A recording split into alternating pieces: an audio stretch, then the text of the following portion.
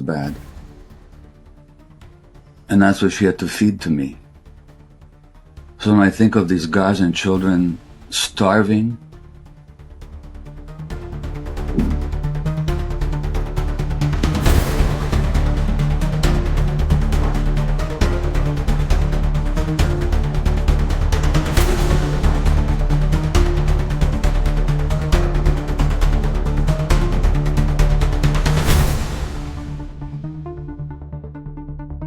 if your heart is open, and if your eyes are open, your heart's can be broken every day. You know, this morning, the Israelis killed another 3 people, not in Gaza this time, but in the West Bank. 2 of them were children. A drone.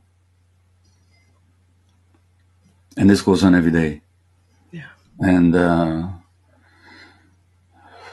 for me, who was a Jewish infant in the Second World War, and quite apart from the genocide that was raging around me and engulfed part of my family and threatened to engulf me and my mother and my father, we barely escaped in each in our own ways.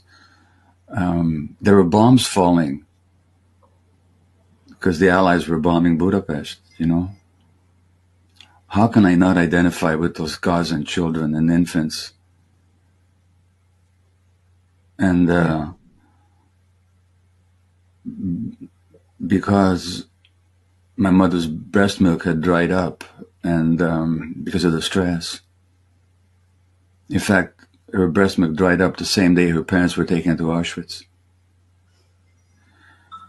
And because in Budapest, Jews could only leave their homes certain parts of the day, and because it was summertime, we're talking about June, July now, by the time she got to the milk stores, there was no refrigerator, so that the milk was bad.